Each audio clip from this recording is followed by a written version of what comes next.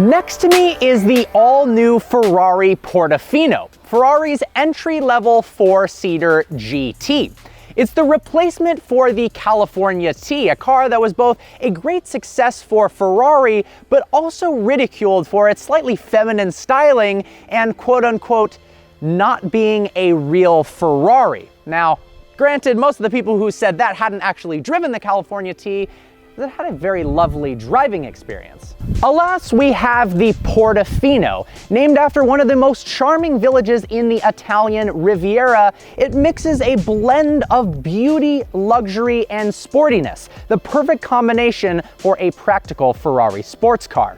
The Portofino is stunning, and at the same time, it's aggressive and imposing, exactly the way a sports car should be. It's actually one of the most beautiful modern-day Ferraris in recent years. Under the hood of the Portofino is a 3.9-liter twin-turbocharged V8. Power is up by 40 over the California T, leading to the Portofino's impressive total of 591 horsepower and 561 pound-feet of torque. The increase in power is due to new pistons, new connecting rods, a new intake design, as well as changes in engine management software. There's also a new exhaust, a single cast piece header to reduce losses. That, in conjunction with variable boost control, means zero turbo lag, increased acceleration, and a decrease in gas consumption.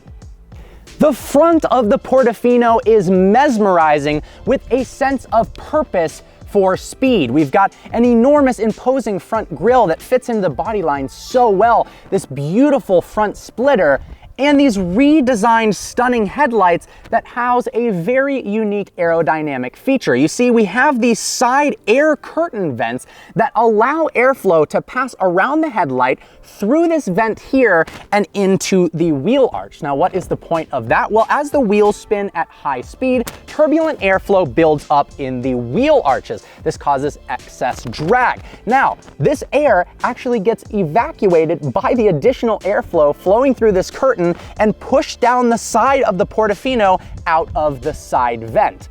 Now that is pretty cool. We also have massive front intakes on the left and right side of the vehicle to help cool the intercoolers. And then above that, we've got vents on the hood to allow heat to escape from the engine bay. All in all, the front end of the Portofino looks so much better than the California T, and its coefficient of drag has been improved by 6% at the same time. Around the side, we can see the air extraction vents that allow pressure to escape from the wheel arches. Not only are they functional, they also look aesthetically pleasing as well. And just look at the aggressive body lines on the side of the Portofino. They're muscular. Each panel has a different direction that all flow together in such a seamless manner. Now, we've got two different wheel options, each with 3 finishes to choose from for a total of 6. To help differentiate your vehicle from the rest of the pack. There's also various caliper options as well in terms of their color. Impressively standard are carbon ceramic brakes. We've got 15.4-inch discs in the front and 14.2-inch discs in the rear. The rear taillights are elegant, yet also play a role in the Portofino's aerodynamics. They've been pushed farther out to the sides, allowing the extension of the rear spoiler, which reduces overall drag. Now let's go ahead and pop the boot to reveal a generous 10.3 cubic feet of storage space. Ferrari says this is enough with the top down to store 2 carry-on size bags, and with the top up, 3. Now, zipped into this bag is a wind deflector for when the top is down that reduces interior cabin airflow by 30%, so you can have a more comfortable conversation with your passengers.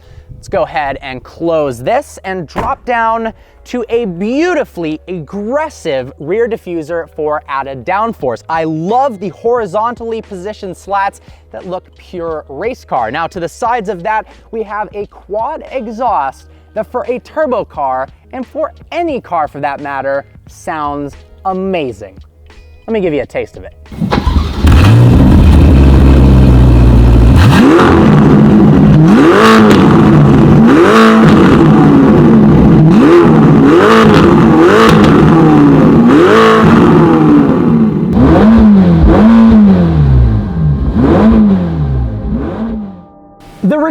little hardtop is able to open and close in just 14 seconds.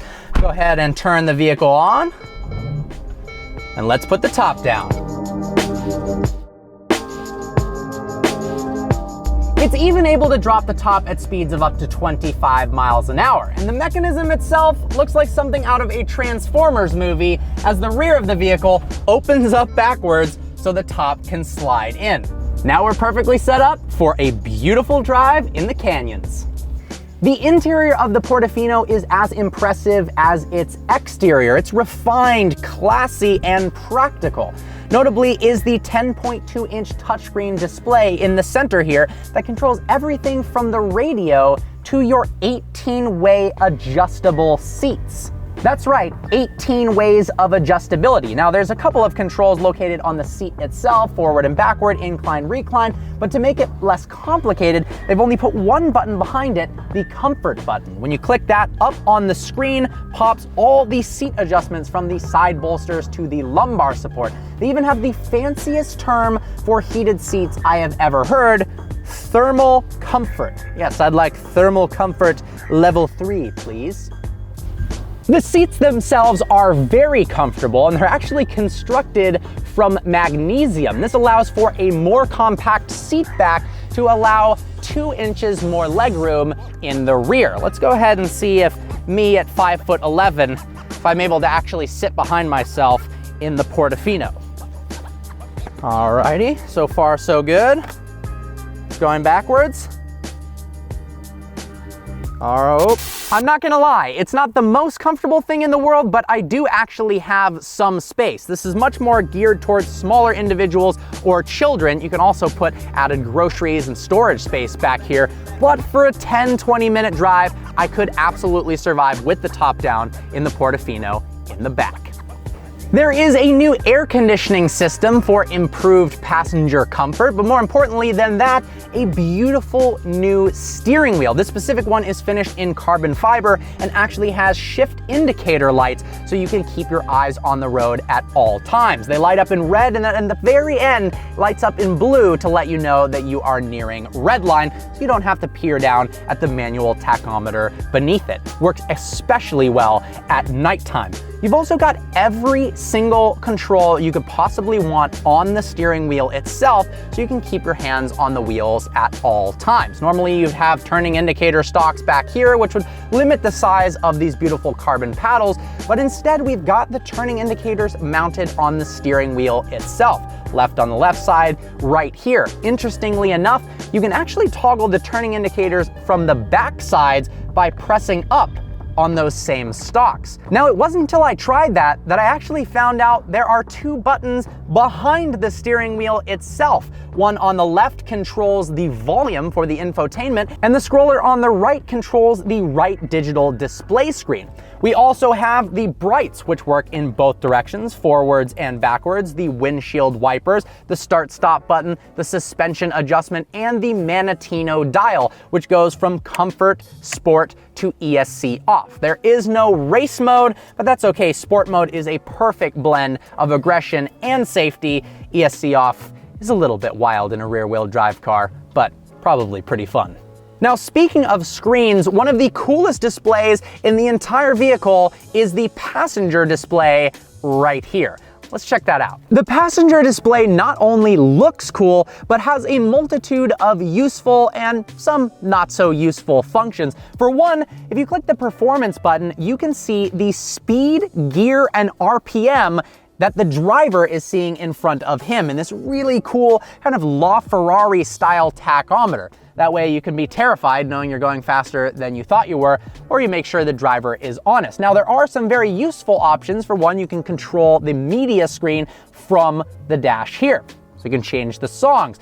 But also, something I really like is you can actually insert points of interest into the navigation so the driver can be focused on driving, and then send it over to the main screen and it takes over the navigation. That is a pretty cool way of working together, passenger and driver.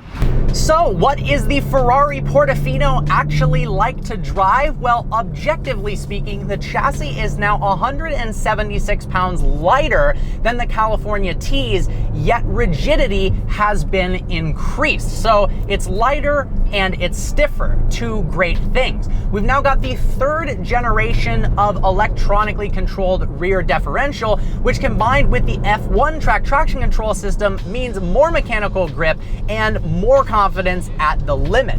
Suspension-wise, the magneto-rheological dampers, what a word to say, have been improved with dual coil technology, which means less roll and also more comfort on the road in terms of mitigating bumps. At slow speeds, the Portofino feels like it's easy to drive. It cruises over bumps with ease, but it actually feels more alive than I was anticipating. I thought maybe the GT car would lose a bit of its Ferrari flair and be a little bit understated in its driving experience, but even in comfort mode around corners, you get this heightened sense of enjoyment out of the car. And then you flick it into sport mode, press the automatic button in the center tunnel here so we can put the transmission into manual mode, and the Portofino really starts to come alive.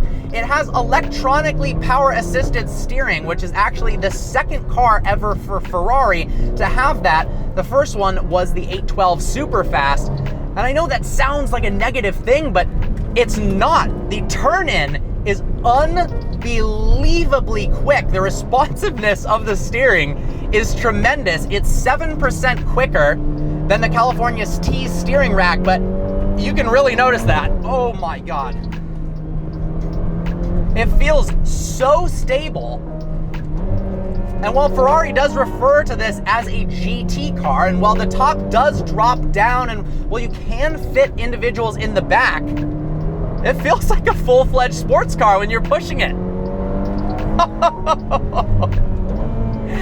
And it's really fast. It only weighs 3,134 pounds.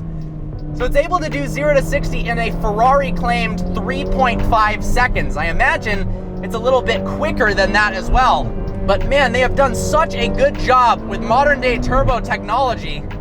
There is no turbo lag whatsoever. The second you're on the gas, it feels as linear as a naturally aspirated power plant, but the benefit is the gobbles of torque that you wouldn't get with the naturally aspirated V8. Oh my God, that low end power.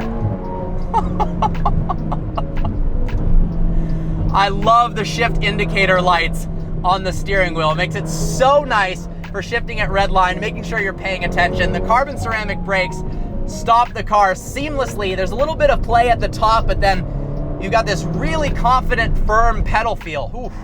Slows down nicely. Visibility out the front of the Portofino is wonderful. You can see all around you, and actually over your shoulders. The visibility for a sports car is tremendous.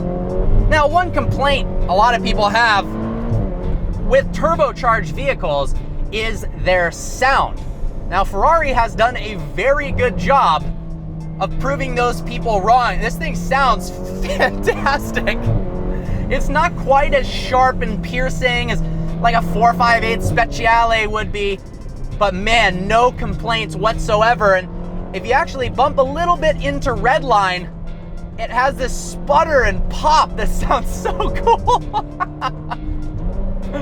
Oh man, this thing sounds amazing. Oh, those blips between shifts, I love it.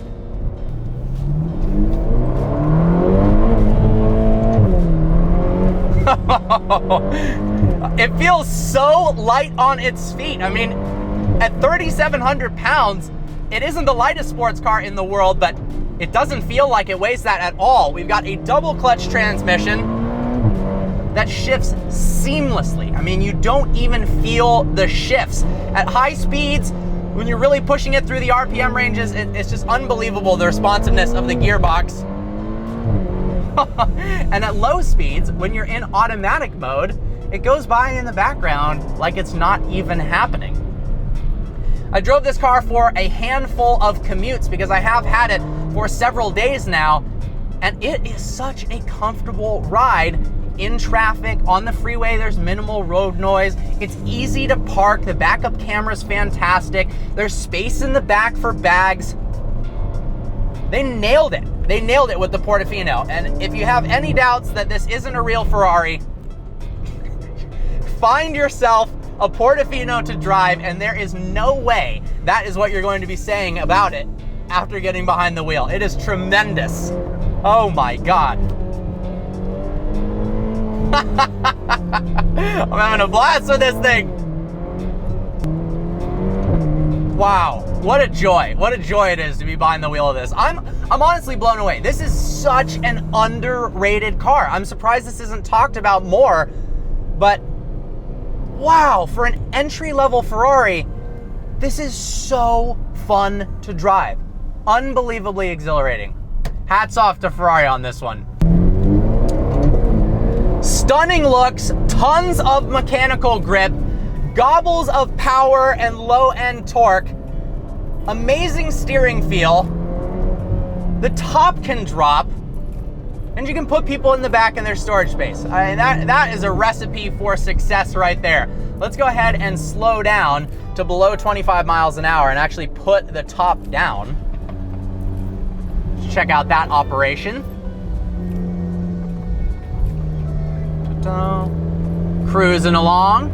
It's so nice when a top can drop when you're actually moving. If you're stuck at a red light and you're worried if the light is gonna turn green or not before the top goes down, it's a bit of a stressful scenario, but at least you know you can speed up a little bit before the top can no longer continue its operation. It's a windy day out and not too much wind penetration into the cabin, but once again, with that tool in the back, the screen, you get a 30% reduction in airflow in the cabin to make it even more enjoyable. But even on a cold day with the top down, the heat blasting, now you can hear the engine more than before.